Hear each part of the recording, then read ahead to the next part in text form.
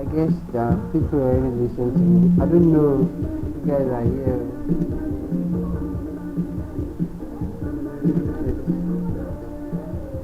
Let me check my phone.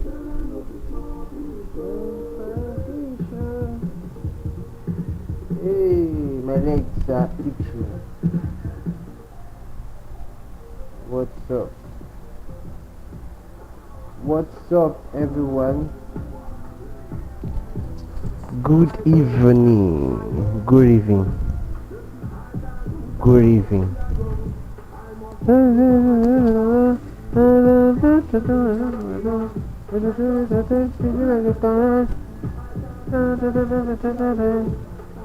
You guys should make use of the chat. What is that?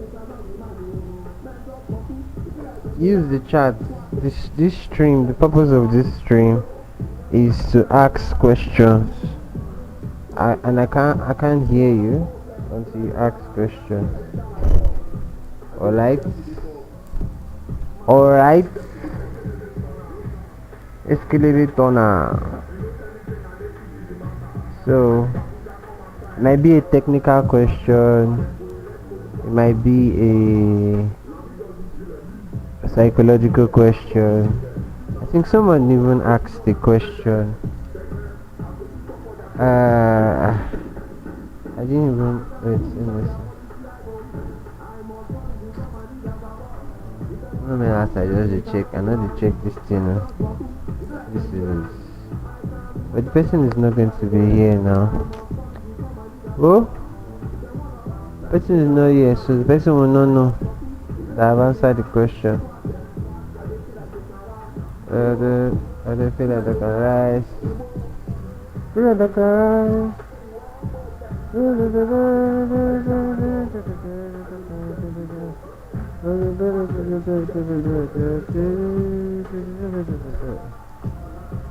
Oh, Shiza. Okay, selling. I just want to come back. Where the heck? No problem. So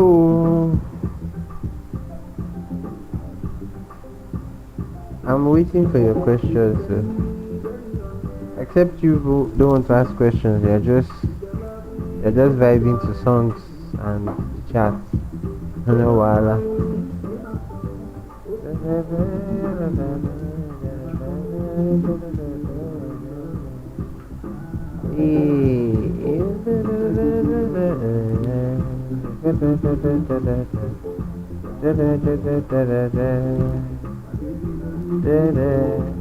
What's the best time? What time is best in trading synthetics? God's power. Good evening. Well, I've been trading synthetics for close to 4 years now. 3 years of suffering. Yeah, I'm seeing your question, God's power. 3 years of suffering and 1 year of getting it all together in synthetics. And I can tell you, there isn't any time. So anyone that comes up to you and tell you, okay, buy at this certain time, or there isn't.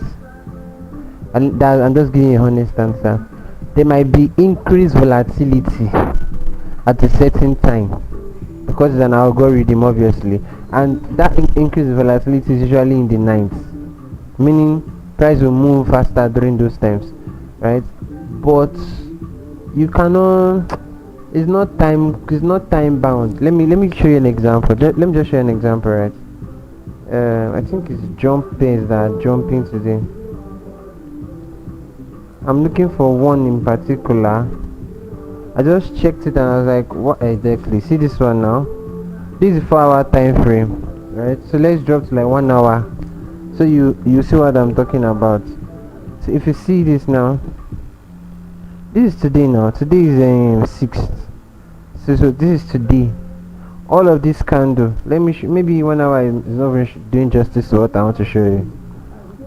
So good. See now, this is today by 8 in the morning from here, and see how far it has gone just today. Do you get? And so this one is even morning now. All right. So and look at how long it has been ranging in this place. So it's not really time bound. So if I tell you, okay, maybe it's night, you will see movement in price to move faster. Guys, it's not really true, Jerry. It's not really true. Some people might want to be smart and say, maybe I've not noticed, Sha. You know, me, I don't talk on anybody's stuff. If the person has researched and figured out that, oh, there's a time, something like that, no problem, that works fine. But they ask me, yeah, maybe you ask me, oh, I'll tell you, I've not noticed any time. Let me just show you few others. This one is just one. Oh. Let me show you few others. See this one now, ranging all through. That's V100 one. Yes. This is jump. No significant move in all of them.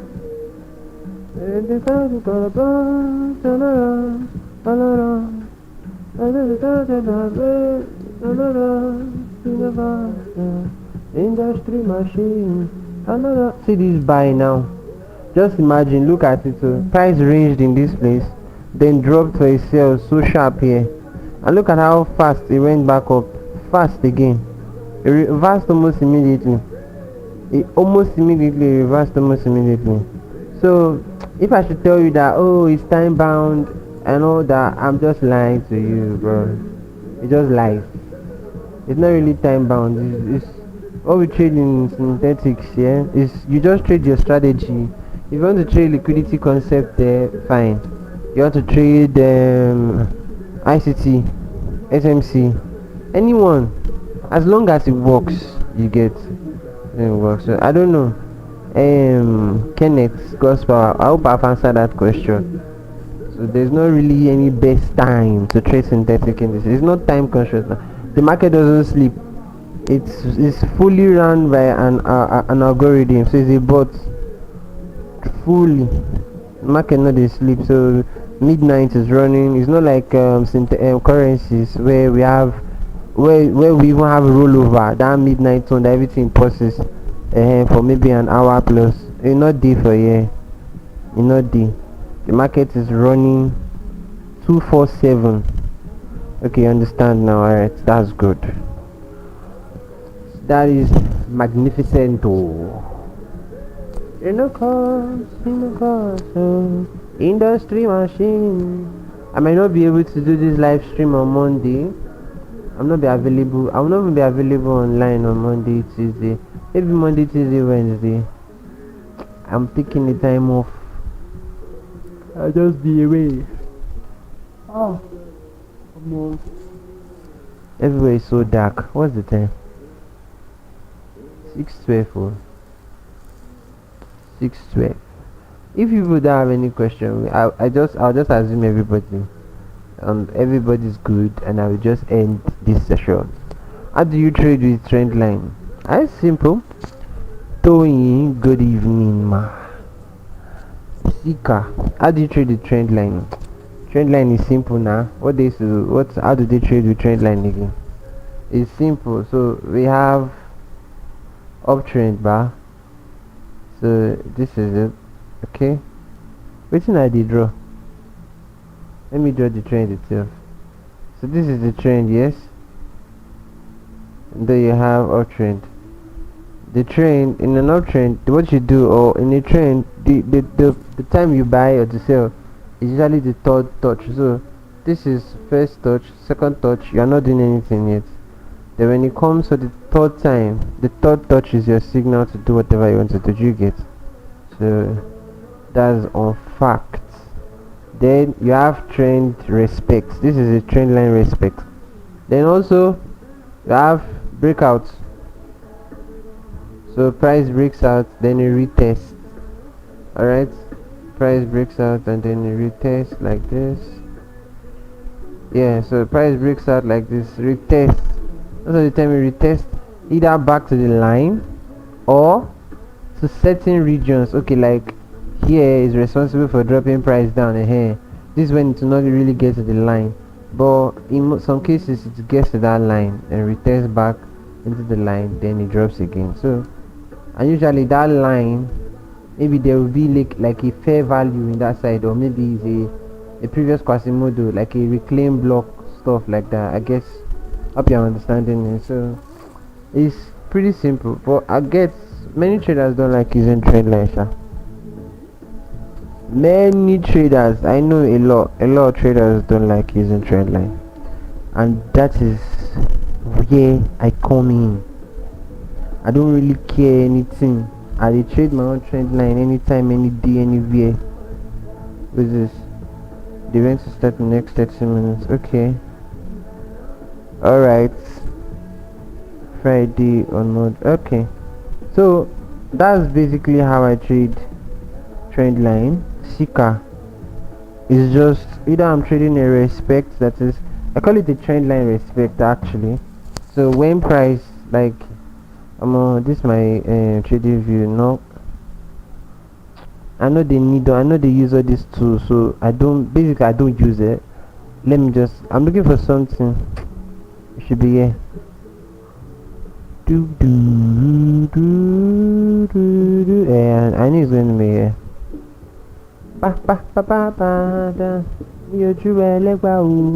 They know my story. So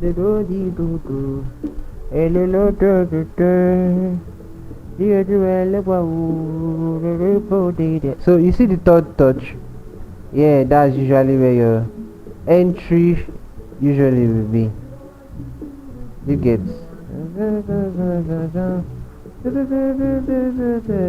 So this third touch is usually the entry. Now, like I said, it will coincide. So people that use trend lines, that use it wrongly and feel like, oh, this thing doesn't work, is because they use it like in isolation. So they don't use it with confluence. So this, now I told you that third touch is very important, right? That is your signal to buy or to sell. Now, the thing that you put into consideration is it respecting its zone? So now this is like a break and a retest of a zone. So is it respecting a zone, or one of the PDRs, like maybe that's where the mixture of normal SNR and ICT comes in play, and that's what I use, right? I mix normal supply and demand with ICT concepts. That's what I trade. So I don't just trade strictly ICT. I don't just trade strictly SMC. I trade all of them, like encapsulating all of them together to one. There's no need for me to give it any name. So basically, when you are trading it like that, like the respects now, the trend line respects, right? It should be on its zone. This is on its zone, yeah, or on a PD arrays. So you know PD arrays are, we have an example of a PD array. So we have order blocks, right? And inside other blocks you have several ones. Then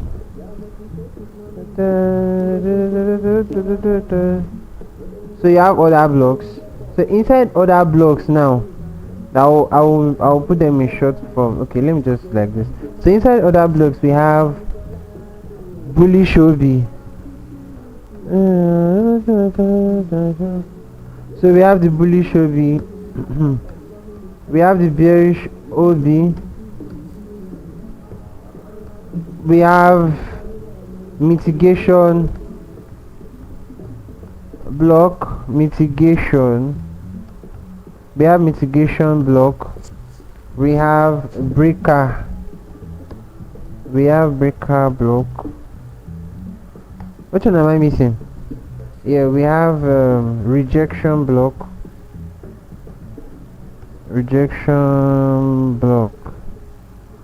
So we have rejection blocks too.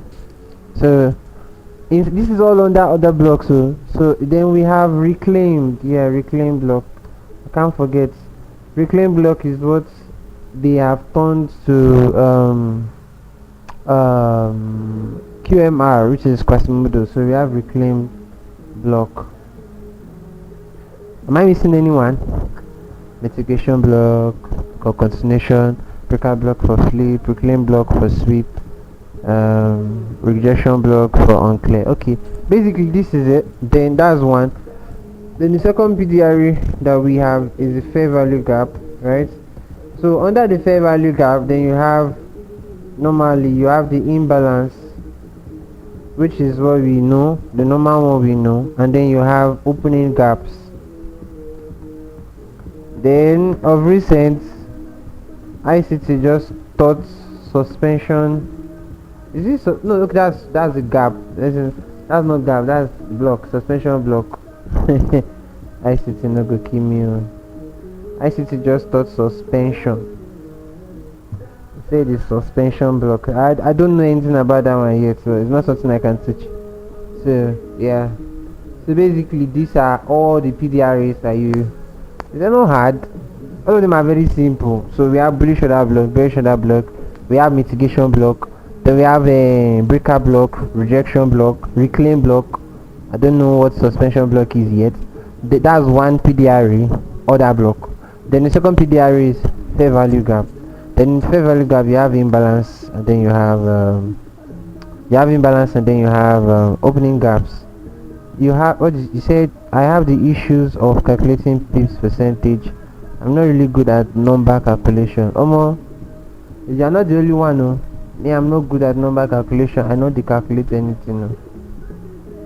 I'm not calculating anything because I don't need it. You can learn it too. If you want to know it, yeah, you should. Don't let my own unseriousness affect you. Yeah, you can learn it, like how to calculate pips and all that. You go to baby pips now. It's in babypips.com, right?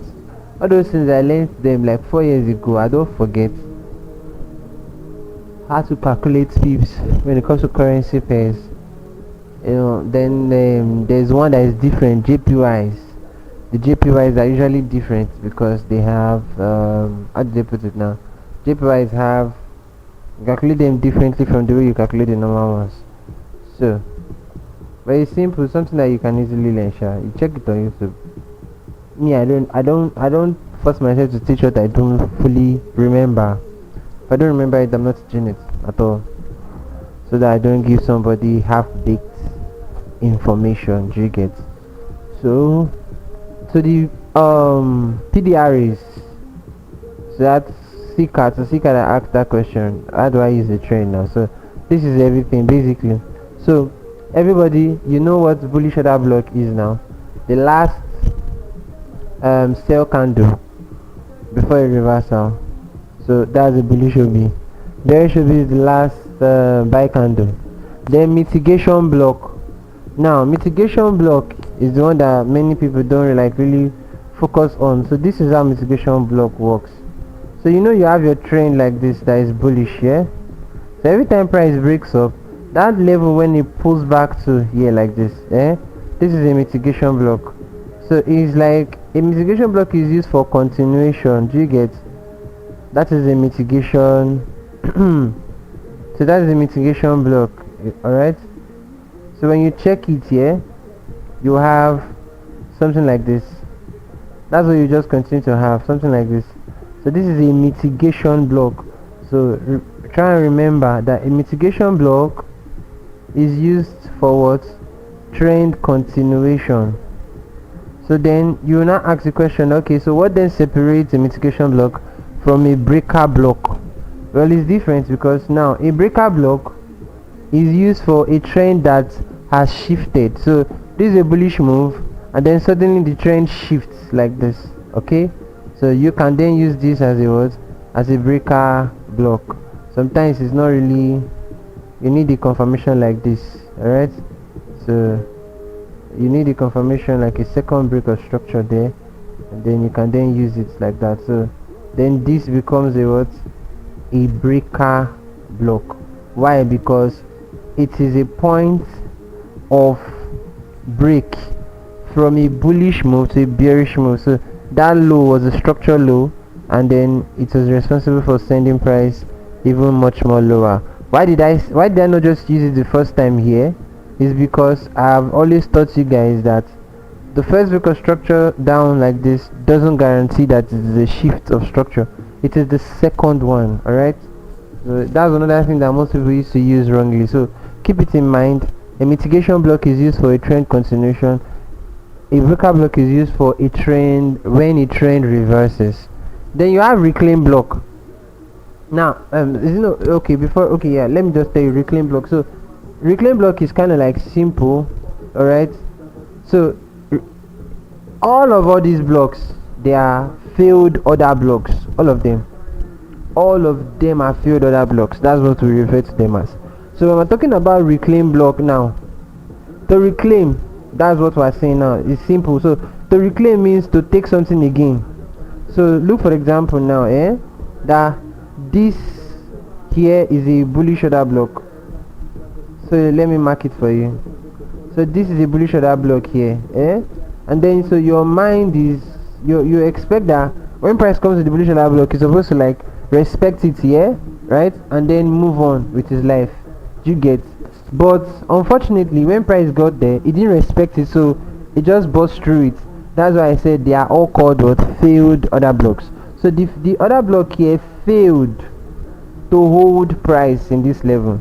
So now that it has failed to hold price can then come back to this level. Okay, price can then come back to this level and use it as a word, as a reclaimed block. This becomes your normal what? QMR, Quasimodo. This is normally, so this initial move that didn't respect the other block now becomes what? A sweep of liquidity. Abi? So you see it now. So it becomes a sweep of liquidity. Price sweeps it, then comes back. Now this is where you get the entry. Your entry is now when it comes back to reclaim. So that's hence the name, reclaimed block. So it comes back to reclaim that same block that did not respect, that did not. Let me show you an example. Example is in NZD/USD. Let's see it. The example is in NZD/USD. Drop your question when I'm done with this one. If I don't see any question, I'll end the session though. If I don't see any question, I will end the session. So this is NZD/USD, yeah. Now you see, this is a trader I took together with all of us, every one of you. Now how did we take the trade? It's simple. First off, the trend was identified to be what? Bullish. Okay, now if we were to take this price backwards, this is the only reason why I subscribe my trading view. Not even because I use it. I don't use it for anything. It's when I'm using it to teach you guys like this. This way. So you see this now, this is a bullish move, right? You want to look backwards now. So you see price is bullish. Now what did we say another block is? Another block, is that level that you mark. So in this case, we're going to be dealing with a bullish order block, not a bearish order block, because the trend is what? Is bullish. So we're looking forward to what? Buying. When you're looking forward to buying, you're looking for bullish order block. When you're looking forward to selling, you're looking for what? Bearish order block. So in this case, we're looking for what? Bullish order block. Now price comes into, because the bullish order block is the last sell candle before the bullish move. I hope you get that. The last sell candle before the bullish move. So now price has come into it. Want to see, okay, did he mitigate it? Did he respect it? So what do you see? It doesn't respect it. It just ran it through. So given that it ran it through, we can then drag this one out. Do you get? And then wait for price to come back into it to reclaim. Have you gotten where the word comes from now? To reclaim that block that was not respected before. Listen, if it was respected, even if it was just like this, rejection small like this, we cannot use it. So it is only usable when price ran through it. Do you get? So that's why when we bought, we carefully bought at the reclaimed block. So you see the entry exactly at the reclaimed block. Okay, and we held our trade, and we've been holding the trade, though we are still holding the trade. It's a beautiful trade. So almost at SL, I think market opens now, it will just hit take almost at CP rather. It's just 5 hours. So I'm certain that market opens now, we might just have it at take profit. Alright, so that's for reclaimed block. This is usually what people call QMR, what they call Quasimodo. That is Quasimodo. Alright, which one again? Oh, I'm so tired. So that's reclaim block. So we know bullish order block, bearish order block. I've showed you mitigation block. I've showed you breaker block, and I've showed you reclaim block. The only one I still know here is now rejection block. Well, for what happened? Okay, CP. So for rejection block is kind of like simple though.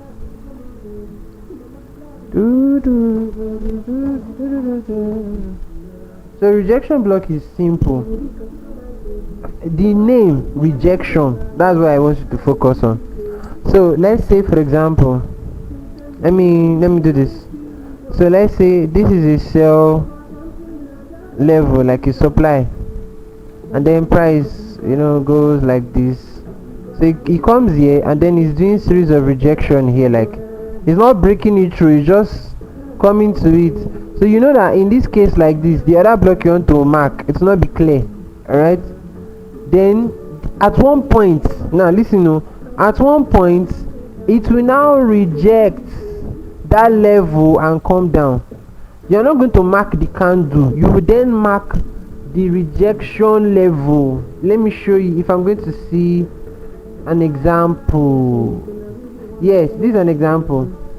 This trade I'm presently on is an example. Yeah, let's take this one off. So is it this level now? I marked it that I want to sell from there, but I cannot mark, like I can't mark like a definite order block here, because not really clear. Everything was just rejecting in this level. That is, price was rejecting a certain level. This is the level that price was rejecting here. So in this case, price was rejecting this line. Alright, you kept on rejecting. So your focus now will be what? On the last candle.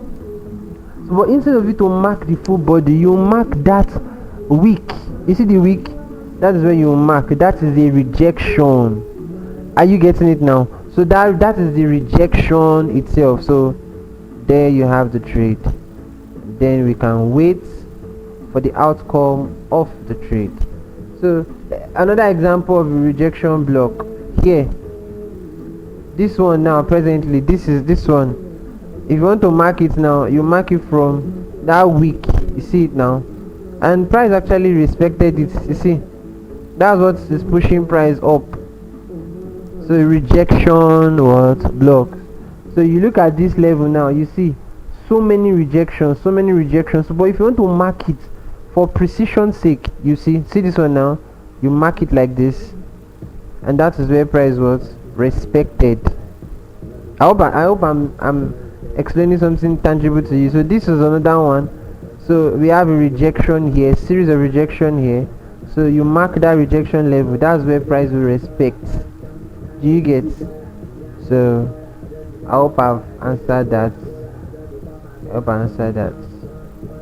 Yeah, how about rejection blocks? That's what I'm explaining. So I hope I've been able to explain that. Yeah, so rejection blocks. So we're talking about PDRs. We have, somebody should take screenshot of this, please. Please take screenshot of it and post it in the comment section. Should I? Let me see. I think I can do that, but I like someone else to still do it though, so somebody can also have it. Where is that?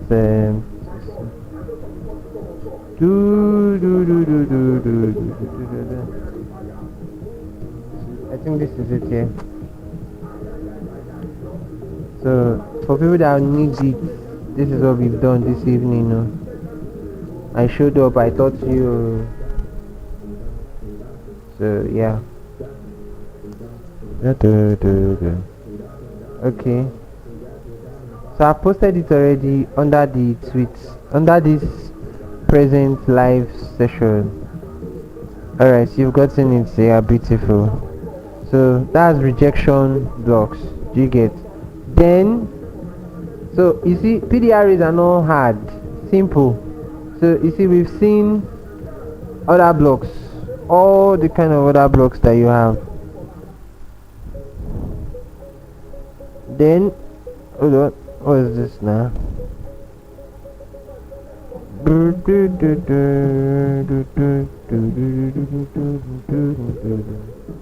So this is all the other blocks that we have. Then we have what? Fair value gaps.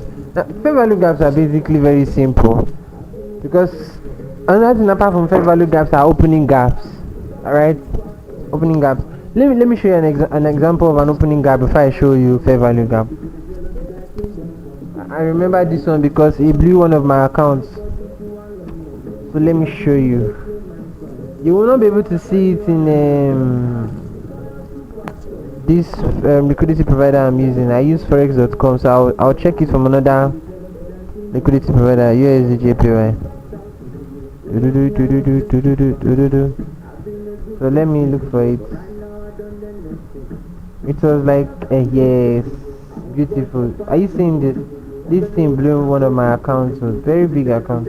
So you see, this is where Friday, if you look below, just look below, you see that it's Friday. So you can see Friday the 3rd October 2025, 1800. So that was Friday. This is where Friday closed.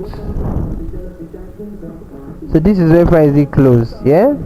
And then this is where Monday open, or Sunday rather. So that's Sunday night, yeah, that's where it opened. So if you check it now, this is an opening gap. So it usually happens, right? It usually happens to currency pairs a lot.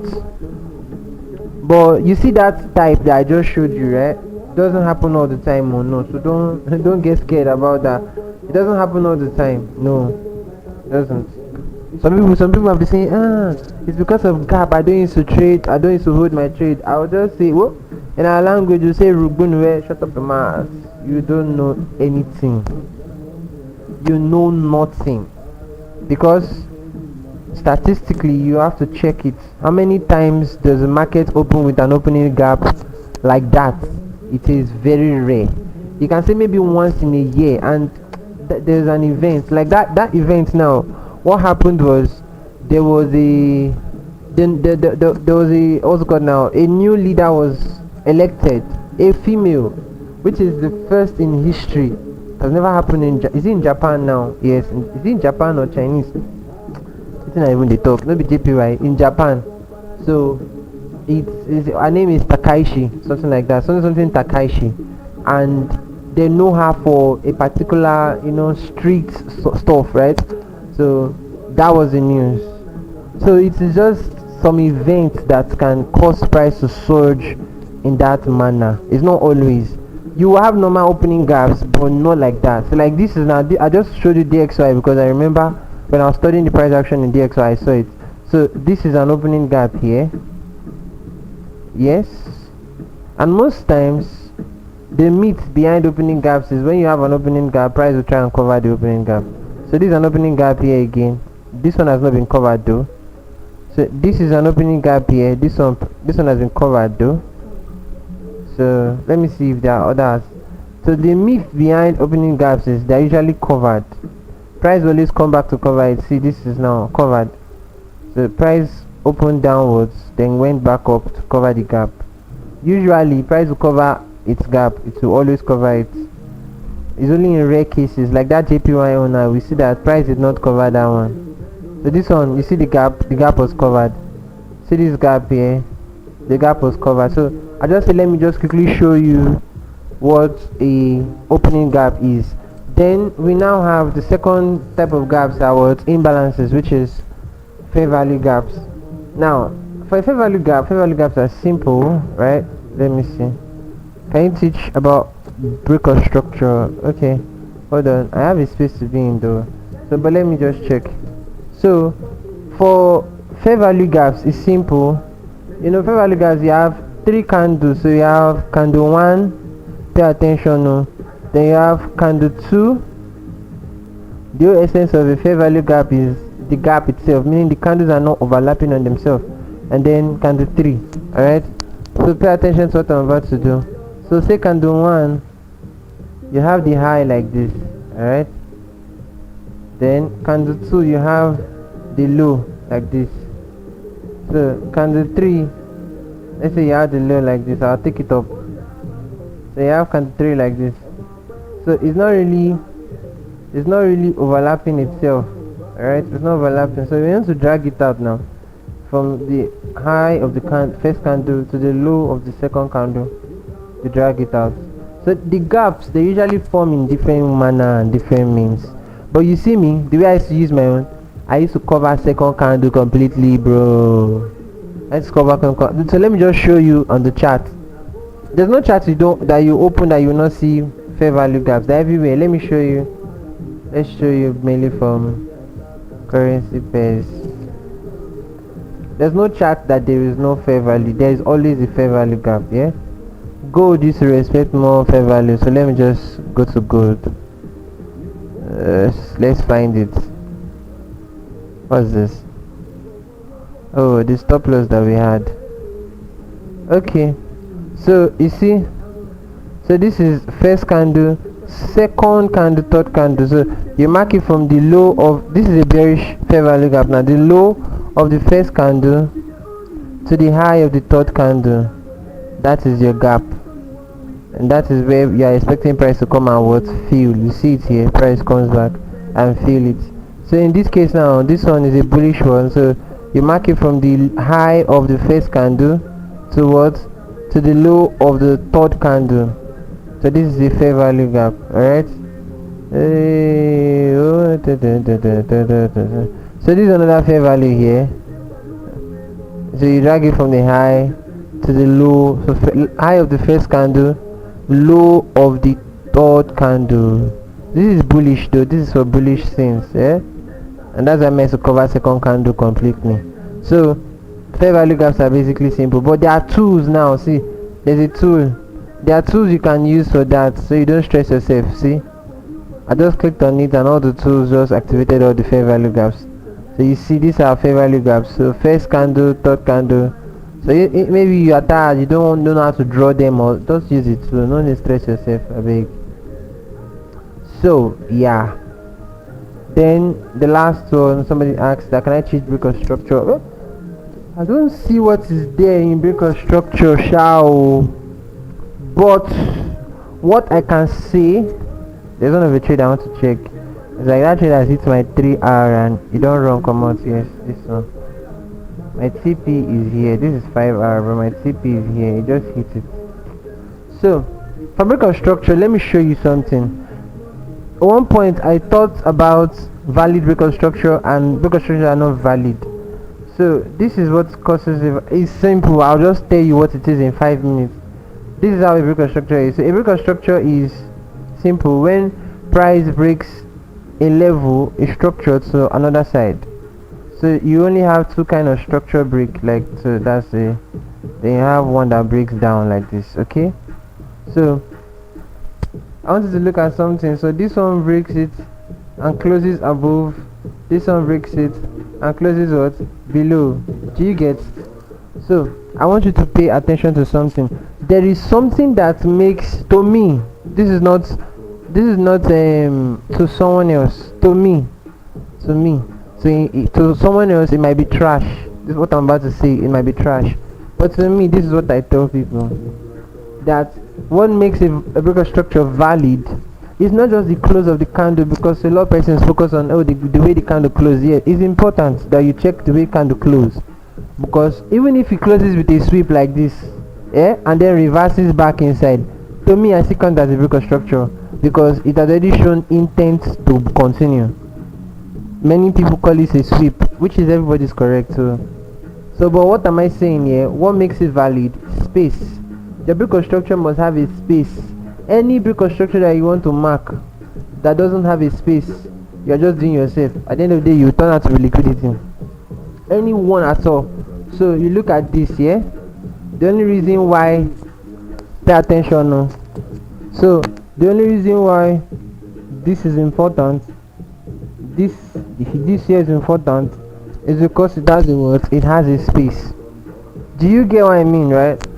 The only reason why this one is important is because it has a space. It sounds absurd, but I'm just telling you this is what works for me, not for someone else, for me. Alright, so this is another one. Sorry, it has a what? Space. It has a space. Okay, it has a space. So basically that's all. That's why I said brick or structure, there's nothing much to teach about brick or structure. So basically your brick or structure is one that has space. If it doesn't have a space, it's not valid. Don't use it. You end up being liquidity. I promise you, you will end up being liquidity. Alright, so here and now, I'm not seeing any more questions, so I'm going to wrap it up.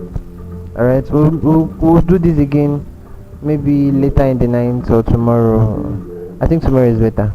Yeah, tomorrow evening we'll do it. Alright, I have a space to go. Danny just sent me a message already. I think the space is already on. So this is it here. So the space is already on, so I'm going to join it. And I think they are doing giveaway on this space, so you can also join them. You can also go and join them. Who knows, you might be in a giveaway account, and some of you might need it. Alright, so bye for now.